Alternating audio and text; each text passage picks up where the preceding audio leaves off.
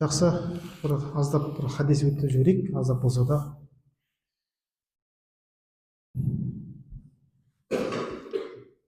Хадистен біздер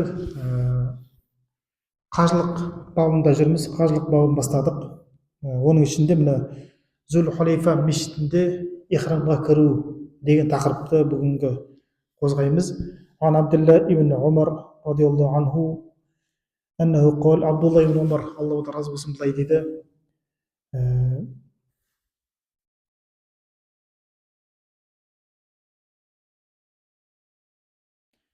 сендердің пайғамбар саллаллаху алейхи уассаламға айтқан өтіріктерің ашылды дейді. Пайғамбар саллаллаху алейхи уассалам Зүл Хулейфа мешітінде ихрамға кіретін еді деп айтқан екен. Осындай хадис. Бұл жерде кейбір адамдардың қате сөздері айтылып тұр. Кейбір адамдар қате айтатын болған екен. Пайғамбар саллаллаху алейхи уассалам таудың үстіне шығып ихрамға кірді деп айтқан екен қажылыққа баратын кезде. Осы пікірдің қате екендігін Абдулла ибн Умар түсіндіріп жатыр. Ол өтірік. Пайғамбар саллаллаху алейхи уассалам ихрамға Зүл Хулейфа мешітінде кіретін еді. Ал неге олар таудың үстінде ихрамға кіретін еді деп айтты десе, оның себебі былай дейді. Пайғамбар саллаллаху алейхи уассалам тауға көтерілген кезде тәлбие айтатын болған. Кеше айттық қой, лаббайк аллахумма лаббайк деген тәлбие. Соны айтатын болған дауыстап. Адамдарға бір топ, мысалы, адамдар алдынан шығып қалған кезде осы тәлбиені айтатын болған. Yani қажылыққа баратқанын білдірту үшін. Осындай кейбір сайға түскен кезде, биіктікке көтерілгенде айту сүннет негізі. Пайғамбар саллаллаху алейхи айтқан негізі. Сол үшін адамдар ойлап қалды дейді, тауға көтерілгенде Пайғамбар саллаллаху алейхи тәлбиені айтқан кезде тауға көтерілгенде ихрамға кірген болды деп ойлап қалды дейді. Сол үшін де олар Пайғамбар саллаллаху алейхи тауға көтерілгенде таудың үстіне шығып ихрамға кіретін еді деп айтатын болған. Мен осы нәрсенің дұрыс емес екендігін, осы пікір қате екендігін білдірту үшін осы нәрсені, осы хадисті айтып отыр. Яғни Зүл Хулейфа мешіті Мәдинадан бір 10-15 шақырым жерде орналасқан. Меккеге баратқан жолда Зүл Хулейфа мешітіне барып ихрамға кіру керек. Одан кейін келесі хадис Ан Абдулла ибн Умар, тағы да Абдулла ибн Умардан келеді, Аллаху разы болсын. Бәда Расулуллах саллаллаху алейхи уассалам бидил Хулейфата. Пайғамбар саллаллаху алейхи уассалам Зүл Хулейфа мешітінде қонды дейді.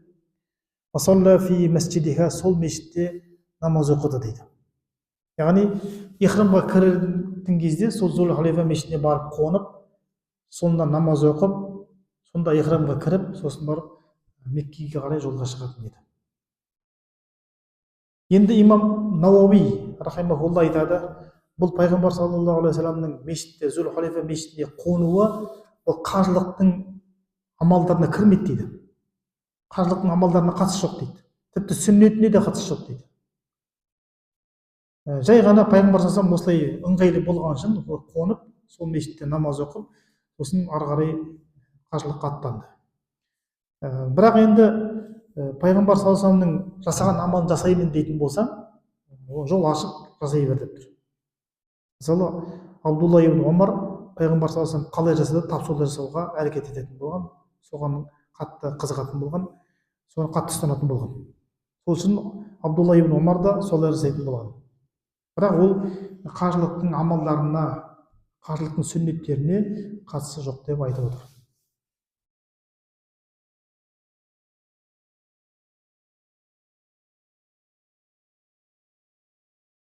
Одан кейін келесі тақырып ихрамға кірерден алдын иістенудің мұстахаб жақсы амал екендігіне қатысты. Айша радиаллаху анха қолат, Айша анамыз Аллаху разы болсын, былай дейді: Тайяпту Расулаллах саллаллаху алейхи уассалам хурмихи хин ахрама. Айша анамыз айтады, мен Пайғамбар саллаллаху алейхи уассаламды ихрамға кірерден алдын иістендіретін едім дейді. Яғни мешітті өз жағында болған Айша анамыз.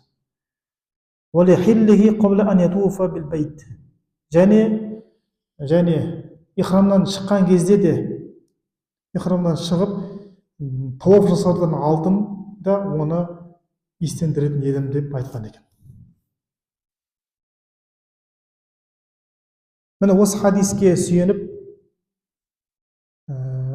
ихрамға кірерден алдын иіс себіну мұстахаб, сүннет амал, және ихрамнан шыққаннан кейін жаңағы тауап жасардан алдын иіс себіну мұстахаб екенін көреміз. Одан кейін келесі хадис ан Айша радhiyallahu анха, тағы Айша анамыздан келеді.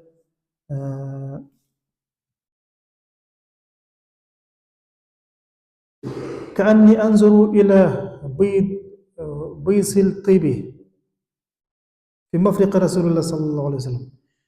Айша анамыз еске алып жатыр, мен бейне бір көз алдымда тұрғандай еске аламын дейді, пайғамбар саллаллаху алейхи вассалам әтірінің жылтырағанын шашының ортасынан дейді.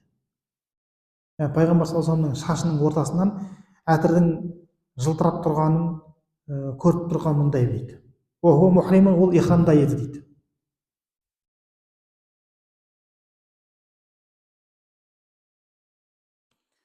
Яғни міне ихрамға кірерден алдын пайғамбар саллаллаху алейхи вассалам шашына не жаққан, бесік жаққанын, және сол бесіктің жылтырағаны шашынан көрініп тұрғанын Айша анамыз еске алып айтып отырмын.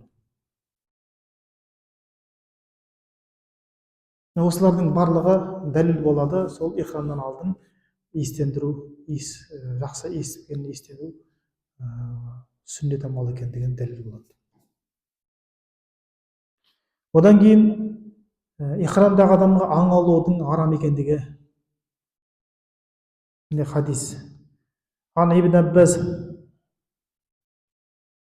Абдулла ибн Аббас айтады, аннаху ахда ли Расулиллах саллаллаху алейхи вассалам химаран вахшиян. Пайғамбар саллаллаху алейхи вассаламға жабайы есек сыйлыққа берілді дейді. Және ол Абуа деген бір жерде болған еді. Пайғамбар саллаллаху алейхи вассалам ол сыйлықты қайтарып жіберді дейді.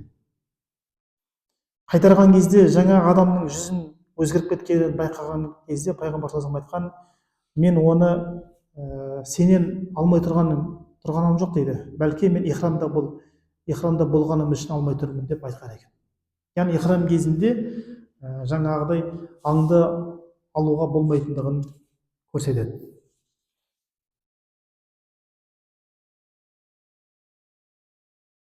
Міне бұл хадисте көріп тұрғанымыздай ихрамдағы адамға аңды алуға болмайды. Өйткені Мәиде сүресінің 96 аяты келеді: "Ва хуррима алейкум сойдул барри ма думтум хурума", сендерге құрлықтағы аңдар харам етілді ихрам кездерінде деген аят бар. Бұл Мәиде сүресінің 96 аяты.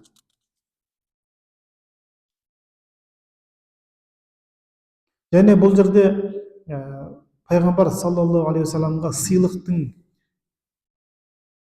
рұқсат етілгендігін көреміз. Егер оған бір кісі сыйлық берсе, сыйлықты алуға рұқсат етіледі, ал садақа берсе, садақаны алуға болмайды. Пайғамбар саллаллаху алейхи вассаламға әкеліп садақа берген кезде садақаны тарататын болған адамдарға, өзіне алмайтын болған, мұқтаждарға таратып жібереді. Ал сыйлық келсе, сыйлықтан өзі дәм тиеді, өзі дәмін тиеді де ары қарай қалған таратып жіберетін болған тағы. Біз сыйлық келсе, ол сыйлық менікі деп алып қаламыз ғой өзімізге. Пайғамбар саллаллаху алейхи вассалам сыйлық келсе, дәм тиеді, таратып жібереді.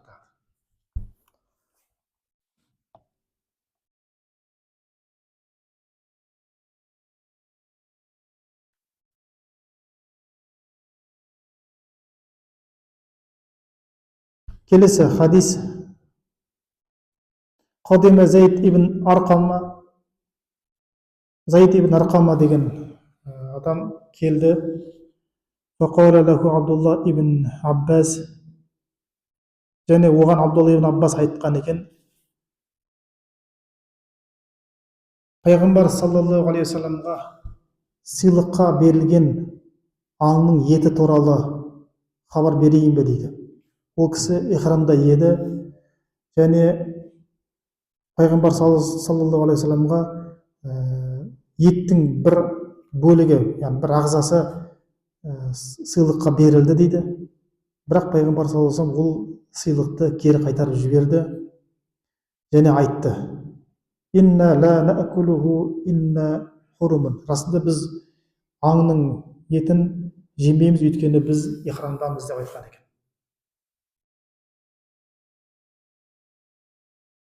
Яғни міне бір адам пайғамбар саллаллаху алейхи уассаламға арнап не істеген, аң аулаған ихрамдағы кезінде. Ол ихрамда емес болса да, мысалы бір адам ихрамда емес, ихрамдағы адам үшін аң аулайтын болса, оны да жеуге болмайды. Көрдіңіз бе? Осыған да мән беру керек. Ал өзі үшін аулаған болса, онда оны жеуге болады. Жаңа ихрамдағы емес адам өзі үйге ет керек деп аң аулап алып келді де, сосын үйге қонаққа ихрамдағы адамдар келіп қалды.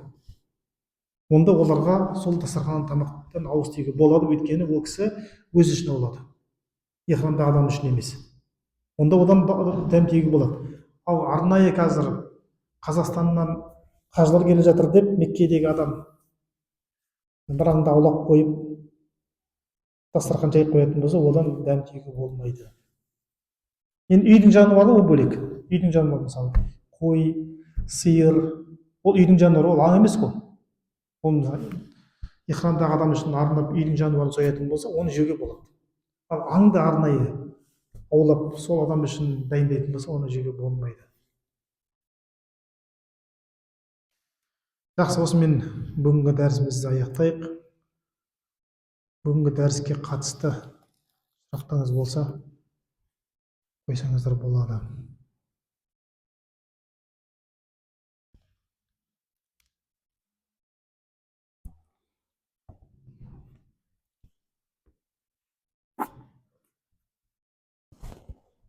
Жақсы, онда дұға жасайық. Бисмиллахир-рахманир-рахим. Аллахумма салли ва саллим ва барик аля саййидина Мухаммад. ربنا ظلمنا أنفسنا وإن لم تغفر لنا وترحمنا لنكونن من الخاسرين. Ya Rabbana karamallahu zeyğana құлшылық біздің қажырамыз, біздің бұл жалған дүниеде біліп жасаған, білмей жасаған күнәларымызды, қателіктерімізді, кемшіліктерімізді кешіргейсің, архамур рахим. Біздерді өзің тура жолға салғайсың, біздерді тура жолдан тастамағайсың, архамур рахим. Біздерге де үлкен қажылыққа баруымызды нәсіп еткейсің. Аллахумма салли ва саллим ва барик аля саййидина Мухаммад.